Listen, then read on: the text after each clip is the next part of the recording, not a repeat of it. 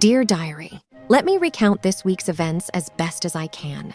It all started with a string of crimes supposedly committed by Superman. First, he assaulted and knocked out a worker at the bank as he cleaned out the bank vault. Then, he robbed another establishment and made off with their weekly earnings. Finally, he executed a smash and grab at the Johns Brothers jewelry store. The press was buzzing with reports of these misdeeds. Superman is now under scrutiny. The question on everyone's lips is Superman a friend or a foe? Hello, stupid. It's about time you showed up. Come on, hand it over. Okay, boss. Here it is.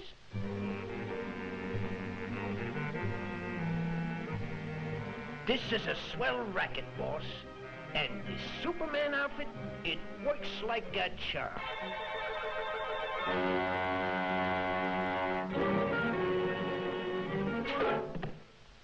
Gee, boss, it was only a fin. Next time, it'll be a Mickey fin. The press was buzzing with reports of these misdeeds, and the once unquestionable hero, Superman, is now under scrutiny. The question on everyone's lips is Superman a friend or a foe? Friend turns foe.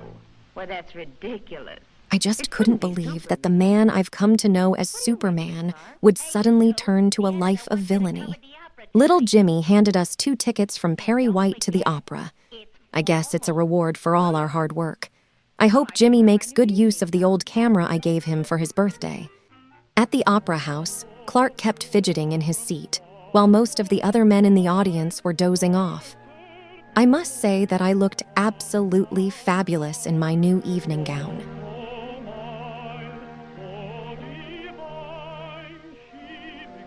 As the opera unfolded, the alleged Superman began making his moves.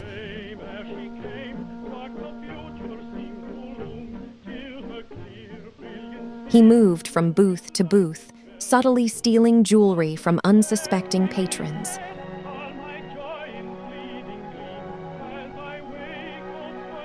Panic erupted when one lady noticed her missing jewels and cried out in alarm. Without hesitation, I left my seat and headed into the hallway to confront the thief. We got into a fisticuff in the hallway, and I got a couple of good licks in. I managed to rip the S patch off the thief's costume. I immediately called Police Commissioner Bill Henderson to send his squad. I caught a glimpse of his face, and this dork wasn't my chisel-faced Superman. He looked familiar, but I couldn't quite put a finger on it. True to form, Police Commissioner Henderson and his boys arrived on the scene.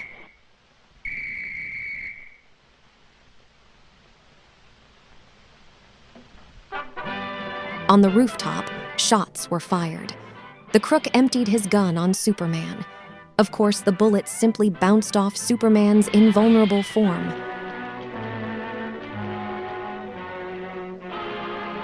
When that didn't work, he threw his gun at Superman as a last resort. Now, wait a minute, Mr. Superman. You got me all wrong.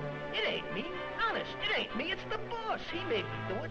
Oh, take it easy, will you, Mr. Superman? Give me a chance. I'll come clean. I'll talk. Honest, I'll talk. Oh, don't touch me.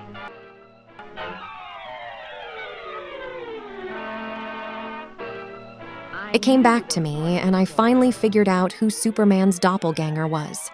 I hopped into a police car and gave them the skinny on this 2-bit hood by the name of Bob Quickfingers Robbins, better known as Bobby Quick. He was as talented as he was stupid. Bobby worked for a mobster by the name of Eddie G. Robinson, a.k.a. Eddie the Gangster.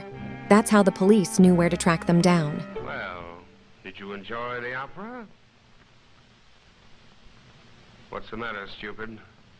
Did you lose your tongue? Don't stand there like a dummy. Give me the jewels. Are you trying to double-cross me? Eddie G. was the mob boss of the Crime Syndicate of America, and he needed cash to fund his criminal organization after a series of setbacks because of Superman. Well, I didn't expect to see... Eddie G. sprang a trap for Superman by pulling the rug right under his feet and sent Superman hurtling down a pit by activating a hidden trap door on the floor. I guess that's how Eddie got rid of all those other capos of Metropolis who just vanished. Superman started to punch his way out the floor vault-like trapdoor. The crooks decided to make a break for it.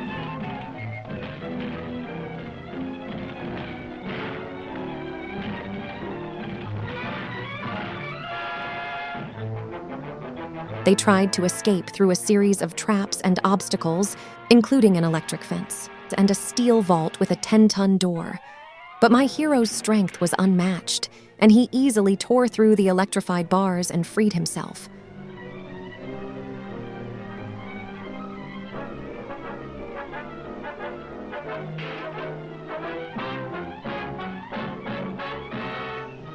Superman had a slight difficulty breaking down the vault door.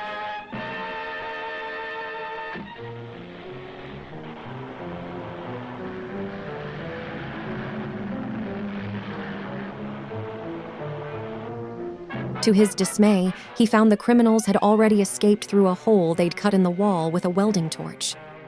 Superman soared high in the sky. He seemed in control now when he is flying, and he is not leaping tall buildings anymore. As a police car rounded a bend, completely unaware of the fleeing criminals coming from the opposite direction, Superman intervened just in the nick of time, preventing a devastating collision. With a firm grip on their collars, he seized the two criminals and left them for the police to handle. I didn't get a chance to say hello this time. Boy, have I got a story. What's the matter, Bright Eyes? The opera get you down? Just been dreaming I was Superman. Fine Superman you'd make. Well, I can dream, can I? What if Superman became evil? It's a simple question that is on everyone's mind. The simple answer is that the human race would not be able to do anything against this. God, not a thing. We would beseech him to be good to us and worship him as he pleases. Think about it.